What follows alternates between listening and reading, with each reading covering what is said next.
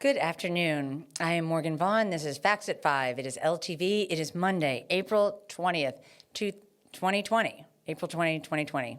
And I am here graciously, came back today for me, Chrissy Sampson from the East Hampton Star. Hello. Thank you, Chrissy, I know you were planning that Friday was going to be your last day, but you're going to do this, and also you have an interview tomorrow. Thank you so much.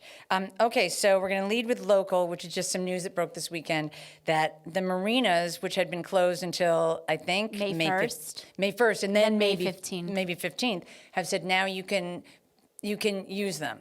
Obviously, you have to be private boaters can use them, and commercial fishermen, I'm assuming. But you have to be practicing social distancing the entire time. So if you want to take your boat out, you need to make sure that you have a mask on, that you're doing all the stuff. The other thing is private golf clubs, which at some point, I think May 9th, were deemed inessential, are now back to being sort of essential. But again, you have to carry your own bag. You have to make sure that you're not looking at anyone or touching them or anything. Pool maintenance has come back on as something that can happen because standing water can be a health hazard. And good news for a lot of people that the East Hampton Town recycling permits will be extended until further notice. All town permits due to expire during the coronavirus will be automatically extended. But unfortunately, for all of us who go to the dump, the home exchange area is closed until further notice. What's the home exchange area? Oh my gosh, it's the place where you go and you drop off your totally usable stuff and somebody comes and gets it. It used to be called, when I was a kid, it was called Caldor East. I don't know what they call it now because Caldor was a store where, TJ Maxx is now. But so anyway, people hang out there and just wait to pick up dressers and baby stuff and everything. It's sort of like the Facebook exchange before there was Facebook. How did I not know this? I do not know. It is a pretty well kept secret, but it's pretty good. It's a lot of good stuff, quite frankly. All right. Suffolk County statistics. What happened this weekend? So this weekend, we topped 28,000 positive cases of COVID-19. Wow. And in the last 4 days, I know on Friday and Saturday, Suffolk County Executive Steve Malone did not have an updated figure on the number of people who have passed away. But on Sunday, he updated that. Monday, he updated that again. We have lost 164 people to the virus or comorbidities related to the virus over the last 4 days. Wow. And as of Sunday, that was a 19% increase in fatalities over 3 days. I'm not sure what that translates to today. Right. But, Suffolk County is still averaging about 1,000 new cases or slightly under per day. And the East Hampton Star has graciously shared with us a graphic. Oh, this is really illustrative, I thought. I thought this was really great. So you can still see that even the peak of the last few days is still lower than the peaks of the last few weeks, but there is sort of a little upward spike there. Right. This is also through Saturday, so there's 2 more bars of data that aren't available yet. Right. I think that it's a little troubling because it is going up as opposed to where we want it to be, either going down or basically staying the same level. Yeah. So, there is a statistical data analysis that goes with this, that you do have to look at the overall shape of the curve. Right. The overall shape of the curve. Okay. Even the high point is still lower than the previous high points. But you're right, we still have to make sure that we're still social distancing, right, all that sort of thing. Interestingly enough, East Hampton Town now has 122 cases of COVID-19 confirmed. Again, that may be underreported. And so Shelter Island, we haven't really talked about Shelter Island. Right. They are up to 7 cases. 7. Wow. And we can't say that this is the reason, but it happened to coincide with a mandatory quarantine put in fact by the town of Shelter Island. About 2 to 3 weeks ago, they said any newcomers must quarantine for 14 days, mandatory. Wow. And also on the Shelter Island ferries, you can't even get on the Shelter Island ferry, the North Ferry or the South Ferry, if you don't have a mask, even in your car. Even in your car. So even if I'm sitting in my car and I have to have the mask on to do anything the whole time. Mm-hmm. That's amazing. So you can see now Shelter Island has about 2,400 to 2,500 year-round residents. That's 2-year-old data, American Community Survey data from 2018. Okay. But you can tell why, maybe that is the reason why they have the lowest cases per thousand, the lowest rate per thousand of infections when it comes to COVID-19. Shelter Island has 2.51 cases per thousand residents. Wow. And when you think about that, East Hampton has 5.58 cases. Southampton has 7.63 cases per thousand. And Islip Town, which now has almost 7,800 cases, has more than 23 cases per thousand. Wow. So you can see that there are different, and Up Island, they're more dense places. We talked about that Right. the last few days. But Shelter Island is the least dense you can probably get here, or maybe very dense, but they've made this protocol so you can't do it, and it's an island. Right. Interesting.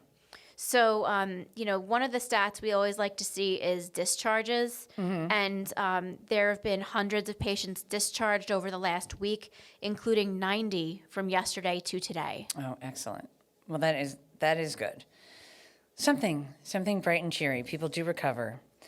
Okay, what happened this weekend was that it was beautiful, Sunday especially, and I saw some pictures on Facebook, and I heard a bunch of anecdotal stories about this, but everybody and their dog went to Montauk and decided to go to the parks. So there was a big kerfuffle about this yesterday. The town called and got the cops to go there and start to limit people, enforce social distancing, say you can't go into the parks, et cetera. I mean, I saw some people's videos. Again, this is anecdotal, of just cars lined up at both especially Montauk Lighthouse and the place that I don't know what it's called off of Old Montauk Highway. Hither Yes. Hills? Yeah. So one of the things that happened over the weekend was that Governor Cuomo said that he was going to be dispatching more parks police and troopers to areas like Montauk. And Peter Van Scoyoc, our town supervisor, said he heard that directly from the governor's office. So when you see some of the photos of places being coned off, Right. starting, as of those crowds that needed controlling. Right. So that is something that has come out of that as a result. That's according to the 2070 East Hampton Press. Yeah. The state is temporarily halting access to some Montauk Park lands because of crowds. That seems like a pretty good idea, considering we want to be done with this thing. And thank you to the town for taking care of that. I know that they were getting inundated with calls from people with the same pictures that I saw. So hats off to them. Okay, so what happened today that's of interest is that, again, Cuomo is, talking about the testing. Everybody's talking about testing now, which I really, really want to get somebody, and Chrissy, you're going to help me get somebody who can come and talk to us about testing. What tests we need, who we need. We're on page 3. But what happened today that was interesting is that, so the PPP loan, the payroll protection loan, ran out of money on Friday. And so Congress has been trying to get together to now make sure that there's more money in there. But now there's a dispute over President Trump's handling of coronavirus testing. This is according to the New York Times today. This has emerged as one of the final sticking points standing in the way of an agreement between Congress and the administration to provide an additional $450 billion to replenish a loan program for small businesses.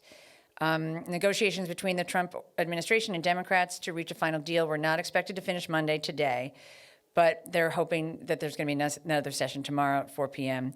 And Democrats are pushing to include a requirement in the agreement which includes $25 billion for testing. And this is what I'm hearing all over. The testing is everything at this point before we start getting back out, but we need to find out more why. So we'll work on that for you. We will work on that.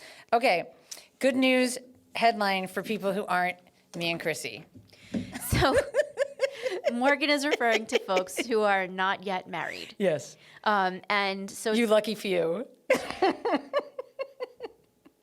We were talking earlier about how this is it's difficult to be stuck in the house with one person, as everybody knows and everybody can attest to. It's a real trial by fire.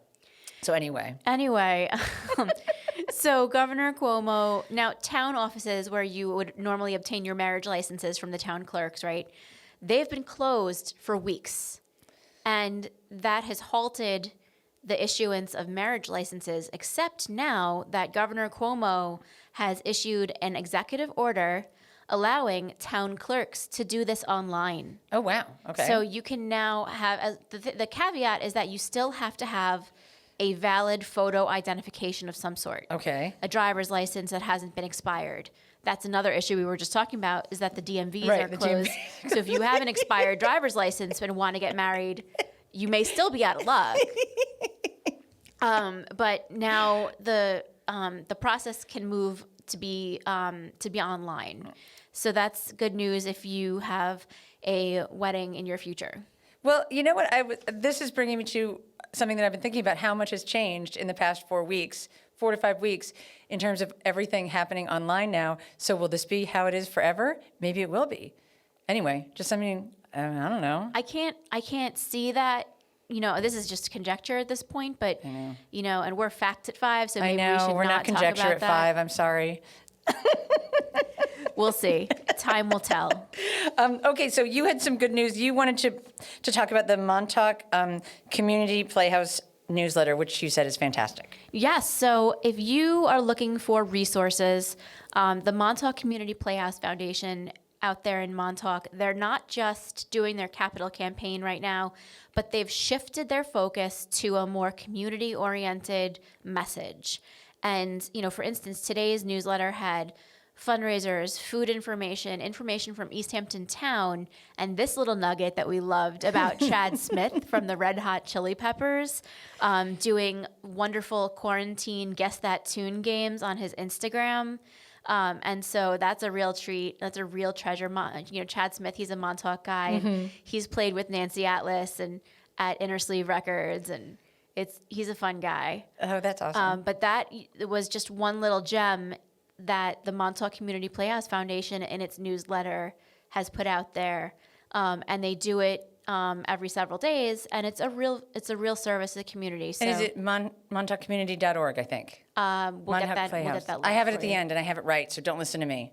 Facts at 5, not Morgan just saying things at 5. Okay. However, we will. Speaking of Nancy Atlas, we do have an interview with her, but I don't know if it's going to run today or if it's going to run later on in the programming or if it's going to run tomorrow. It went a little bit long, so it might not go with the show today. It might go a little bit later, but Angela LaGreca did an interview with Nancy Atlas about what's going on with the artistic community out here, which is great. So anyway, that's it for today. Chrissy Sampson, thank you again. You are a godsend and a miracle. Thank you. And you have an interview tomorrow as well? Yes, Christopher Barry from East End Cares. Excellent. All right, thank you so much. All right, so stay safe, stay home.